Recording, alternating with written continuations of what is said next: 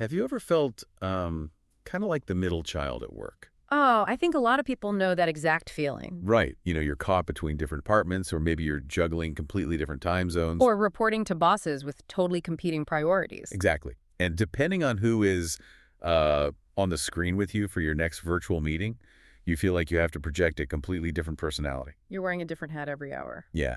So today we're doing a deep dive into the mechanics of that very specific feeling. We're looking at the hidden psychological toll of climbing the corporate ladder in massive, globally distributed companies. It's a phenomenal space to explore, really, especially given how much work has evolved lately. Definitely. And our source material today. Right, so we are drawing our insights today from a 2026 academic paper. It was published in the Journal of International Business Studies. Okay. It's titled Trapped in the MNE Matrix: Liminal Identity at the Local Corporate Global Nexus. That is a mouthful. It is, yeah. But it's brilliant. It's authored by Kieran M. Conroy and David G. Collings, and they did this incredibly deep qualitative dive into the lives of managers who are physically located in one country, but they're operating on a completely global scale. And the core mission for our deep dive today is to really unpack this phenomenon that the researchers call liminal identity. Liminal identity, right? Yeah, which is basically that sensation of being betwixt and between. You never quite belong to any single work clique. We're going to explore how managers actually survive in the gray areas of these incredibly complex corporate structures. And more importantly, what this means for you, the listener. Exactly. Because remote and cross-border work, it's no longer just a neat perk or a passing trend. No, it's the fundamental global standard now. It really is. So what's fascinating here is how the researchers designed this study to capture that exact psychological state. Yeah, they were very specific. They focused on 6 massive U.S.-based life sciences companies, but specifically ones that operate subsidiaries over in Ireland. Right, but they didn't just interview a random sample of employees, right? No, they targeted host country nationals. So, Irish employees who had recently been promoted to global corporate roles. But here is the catch.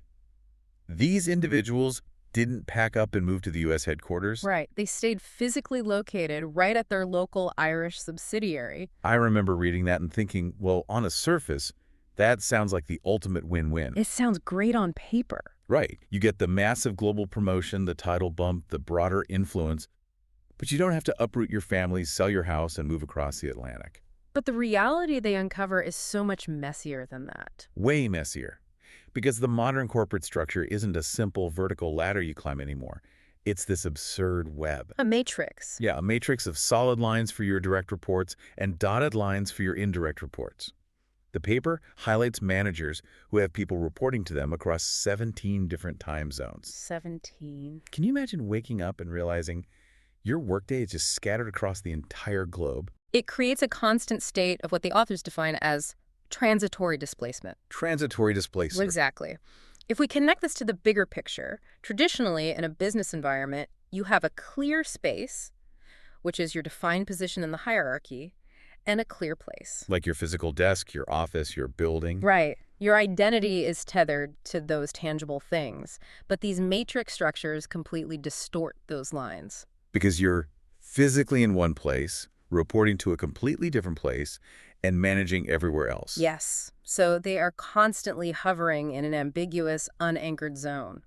And the quotes in this paper are just remarkably vivid when it comes to that physical disorientation. They really are. There's one manager who perfectly captured what it means to be a road warrior navigating this unanchored zone. He said, "Some people get a bus to work. I just happen to get an Airbus." I love that quote. It's so good. Some of these professionals are traveling up to 90% of the time on long-haul flights. They're practically living in terminal lounges. And when they finally touch down and they aren't on a plane, they're managing a virtual existence that is just as punishing. Yeah, there was another director who described his schedule as having no defined working day at all. Right. He said it's like dealing a single card from a deck. Dealing a single card from a deck, meaning he might be on the phone, navigating a crisis in Australia at 5 a.m., managing the European markets in the afternoon, and finishing up a strategy call with Hong Kong at 11 p.m. The geographical boundaries just melt away. It leaves them in a constant state of flux. Here's where it gets really interesting, though.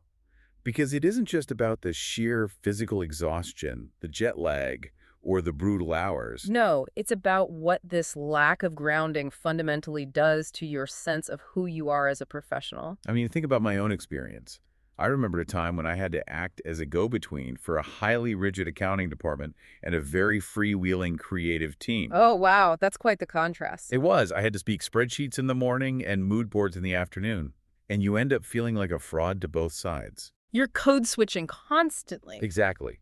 But these managers, they are doing that on a macroeconomic scale. That's a perfect parallel. This structural in-betweenness creates a highly precarious psychological state. The true value these global managers bring to the multinational enterprise is entirely intangible. They aren't building widgets on an assembly line. No, they act as connectors. They are bridges, facilitating relationships and negotiating between different competing interests across the globe. But because they lack the traditional anchors of workplace identity, they aren't fully integrated into the local team anymore. Right, and they aren't physically present at headquarters to absorb that culture. And they certainly aren't in the same room as the global teams they manage. So they basically have to become professional chameleons just to function. And the researchers break this down into 3 massive, ongoing psychological struggles, a process they call identity work. Which is really just the invisible mental gymnastics required to just survive the average Tuesday. Yeah, let's look at how this kicks off. Starting with the absolute necessity of shedding their past. They have to actively renounce their local identity. This is often the most jarring phase. Remember, before this promotion, these managers were entirely focused on the success of their local Irish subsidiary. They spent years, sometimes decades, building established relationships there. Deeply understanding the local culture, operating with a specific local mindset. To succeed in a global role, they cannot be seen as just the person from the Irish office. They have to actively disidentify with that past. They essentially have to switch off their local identity in front of the very people they used to call peers. That sounds incredibly awkward. I think one manager in the study noted that they used to be the big fish in a small pond. Right, and suddenly they're a very small fish in a massive, unpredictable global pond. But the physical reality makes it so much harder. You get this major global job, but your physical desk hasn't moved an inch. You're still badging into the same building. Getting your coffee from the same machine. Running into the same colleagues in the hallway. And those local colleagues inevitably carry expectations. The study deeply explores the tension of local teams, assuming they now have an inside line to corporate secrets. Or strategic decisions. The newly promoted managers face an immense amount of informal pressure to secretly favor local investments. The researchers refer to this phenomenon as the green jersey bias. The green jersey bias. It's such a brilliant way to phrase it. It really is. It's like you're expected to be the impartial referee for a massive global championship game, but everyone knows you're wearing the jersey of your hometown team right underneath your referee shirt. And the fans in the front row, your old friends, fully expect you to blow the whistle in their favor. Exactly. One VP of sales in the paper openly admitted that as an Irish person, he naturally wanted as much investment channeled into the country as possible.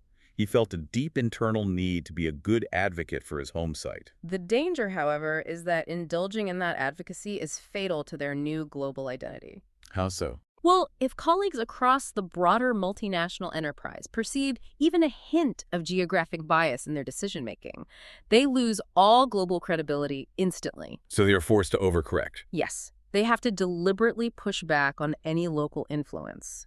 The paper details instances where these managers actually made decisions against their own local subsidiaries' best interests just to prove their absolute neutrality. Wow. Just to prove a point to the wider network. It requires a staggering amount of emotional labor to separate yourself from the local team when you literally sit among them every single day. And the fallout from that has to be brutal. You make a call that costs your local office a new manufacturing line, and then you have to go eat lunch in the same cafeteria as the people who just lost out. But they don't really have a choice. Because while they're deliberately pushing away the people sitting right next to them, they're desperately trying to build trust with people sitting thousands of miles away. Which brings us to the second massive hurdle the paper outlines. The struggle to assimilate into the corporate identity. They have to try and fit in with the mothership. This is where the remote disadvantage becomes glaringly apparent. Assimilation requires switching on a corporate identity to align with the U.S. headquarters. But doing so from across the Atlantic means you lack the organic, day-to-day interactions that actually build trust and political influence. You aren't in the room before the meeting starts. You aren't walking to the elevator with the key decision makers afterward. You're constantly fighting the underlying perception that you are an outsider, so you essentially have to manufacture a physical presence out of thin air. Literally. There was a global director of operations interviewed in the study who revealed he actually maintains a U.S. phone number. He has to act like he is physically in the U.S. all the time, just so the people he deals with implicitly assume he's there. He noted, you just always have to prove yourself, almost just because you're not in the homeland. Think about how exhausting that is.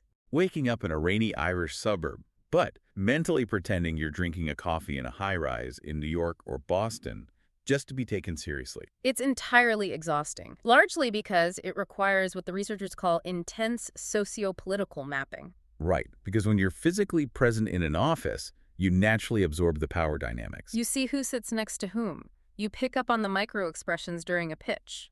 From a continent away, these managers have to rigorously and consciously analyze stakeholder values just to figure out how to manage complex relationships at headquarters. The paper actually details how these managers have to navigate very specific political cliques at headquarters based on that mapping. Yeah, the researchers specifically mentioned them having to navigate groups like Trumpers at HQ and figure out how those individuals reconcile their personal beliefs with broader company values. It's a tricky landscape. Very. And regardless of where you, the listener, fall on the political spectrum, you'd imagine the sheer mental exhaustion of trying to decode the personal and political beliefs of a boss who is an ocean away. Just so you don't step on a landmine during a budget call, you are flying blind. It perfectly illustrates the profound vulnerability of their liminal position. They're entirely dependent on adapting their behaviors to the shifting power dynamics of a headquarters they only visit a few times a year. And the study even found a dark side to this attempt to assimilate. The mimicking behavior, right? Exactly. Managers sometimes found themselves unconsciously mimicking the negative behaviors of their remote bosses. So if a senior leader in the U.S. was a notorious micromanager, the manager in Ireland, feeling insecure in their remote status, would inadvertently start micromanaging their own global team. Wow, they adopt behaviors they actually despise, simply to align with the corporate power structure they're desperately trying to join. So you've alienated your local friends, you're faking a New York time zone, and you're starting to pick up the bad habits of a boss you barely see. But you still have a day job. You still have to manage a massive global network. And that brings us to the final, and perhaps most delicate, of the three struggles. Co-constructing a global identity. Winning the genuine trust of a globally dispersed network is a monumental task. You have to switch to an enterprise mindset. And convince people across dozens of distinct cultures that you're actually there to support their operations, not just police them on behalf of headquarters. I have to share my favorite quote from the entire paper, which perfectly encapsulates this friction. Please do. A director of global engineering told the researchers, the 7 most fearful words a lot of locations can hear are, "We're from corporate. We're here to help." It's funny because it's so universally true. Every local site instantly gets anxious when global management shows up. They want to hide their operational problems, sweep the inefficiencies under the rug, and only show their best side. They inherently view you as a corporate spy. This raises an important question for anyone in a matrix structure. How do you overcome that stigma when you are fundamentally an extension of corporate authority? The researchers found the answer lies in a highly deliberate blending of identities. These managers have to prove they aren't just empty corporate mouthpieces reading from a script. They often have to act as a defense attorney for the global sites against the unrealistic demands of headquarters. They leverage their liminal position to say, look, I understand your local struggles on the ground. I used to operate in a local subsidiary myself. Yeah. Let me be your voice in court back at HQ. So they literally have to be a different person for every single audience they interact with. One manager summed up the sheer whiplash of it perfectly. The chameleon quote? Yes. They said, when I'm over there, I'm American. When I'm over here, I'm Irish. But when I am out in the markets, I'm global. That is the ultimate professional chameleon right there. Yeah. But taking a step back, what does all this constant switching do to a person's brain over the span of 3, 5, or 10 years? It cannot be a sustainable way to live. It takes a profound psychological toll. The researchers synthesized this exhaustion into a core concept called identity incoherence. Identity incoherence. Yes. When you're constantly switching off your local identity to prove your neutrality, switching up to your corporate identity to prove your loyalty, and switching down to your global identity to build trust with the subsidiaries, You gradually lose a clear sense of who you actually are, you basically become a person without a home. and a highly isolated one at that. The paper notes they frequently describe feeling like a sole trader or an independent consultant who just happens to operate entirely within their own company. Because they exist strictly in the liminal spaces between departments, between regions, and between time zones, they lack any meaningful sense of affiliation. The tragic irony is that they end up knowing far more about who they aren't than who they actually are. That feeling of isolation is deeply relatable, Right. even if you are just navigating a smaller company matrix. Hearing all this, it sounds like a fast track to severe burnout. I would assume that the people who struggle the most with this identity incoherence are the new guys, right? You mean the recently promoted employees who haven't quite figured out the ropes yet? You would certainly think so, but the research found the exact opposite. Really? Counterintuitively, the study revealed that the individuals who experienced the most intense, paralyzing identity struggle were actually the long-tenured employees operating within the largest, most complex companies. Why is that? It seems completely backwards that the veterans would struggle more than the rookies. It comes down to the sheer weight of institutional baggage and historical ties. Imagine a manager who has been at a large Irish subsidiary for 15 or 20 years. Okay, so they have an incredibly deep-rooted local identity. Exactly. They know everyone's kids' names, they know the unspoken shortcuts to get things done, and they have decades of local friendships. For them, the act of renouncing that local identity is nearly impossible. It feels like a betrayal. They're constantly pulled back into parochial thinking because their local roots are just too deep to sever. So they're basically trapped by their own legacy within the company. Precisely that. And on top of that, local baggage. In massive companies, the corporate hierarchy at headquarters is incredibly dense, highly politicized, and difficult to penetrate. Making the assimilation phase much harder. Conversely, the newer employees in the smaller companies actually had a much easier time adapting. Because they hadn't been there long enough to form those unbreakable local bonds. Right, so shedding the local identity was relatively painless. And the corporate structures they were dealing with were flatter and easier to navigate. They could be agile. So for the newer folks, their liminality was actually a bit more liberating, whereas for the veterans, it became a complete identity trap. Exactly. So if we look at the landscape here, we have all these managers flying around on Airbuses, faking New York time zones, alienating their local friends, and feeling like completely isolated consultants. It's a tough picture. I'd assume these companies are losing talented people left and right if they don't have a safety net. Yeah. Does the paper offer any systemic corporate fixes for this? It does, and they provide very specific, actionable advice. And they place the responsibility squarely on the shoulders of global human resources. Historically, HR has completely ignored this liminal space, haven't they? Completely. Operating under the assumption that anyone's smart enough and talented enough to get promoted to a global role is smart enough to just figure out matrix management on their own. The paper argues fiercely that this hands-off approach has to end.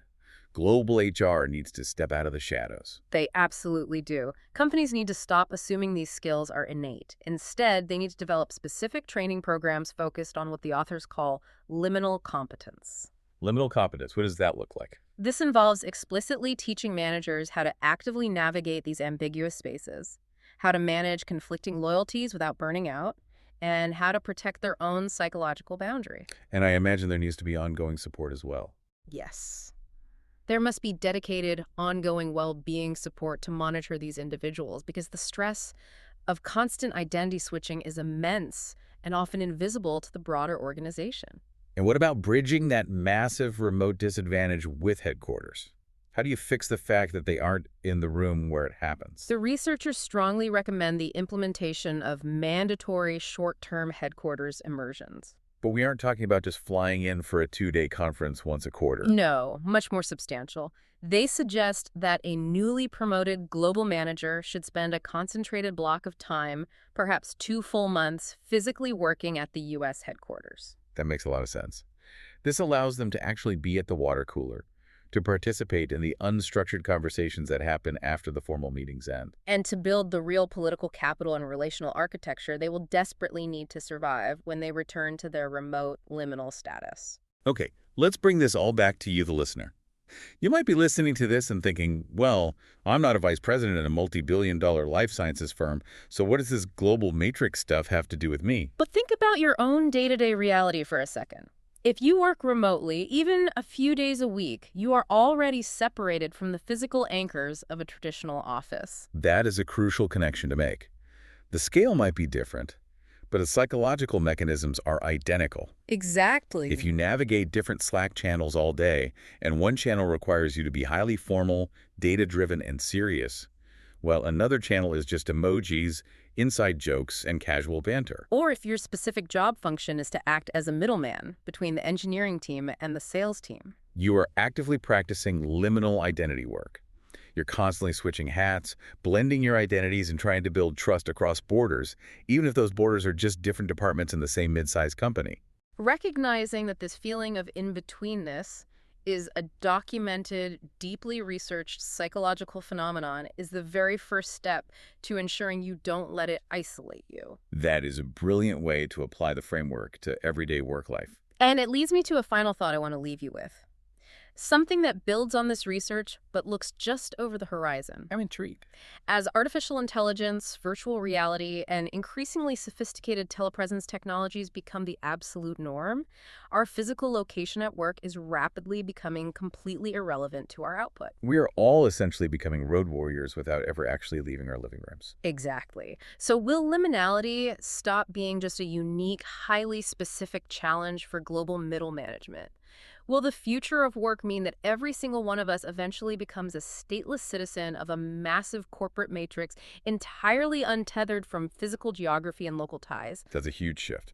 And if so, if we no longer have a physical office, a tangible desk, or a local team to ground us, where will we draw our authentic personal identity from? That is definitely something to mull over the next time you log onto a virtual meeting and find yourself wondering exactly which version of yourself you're supposed to be today. Thanks for joining us for this deep dive. We'll see you next time.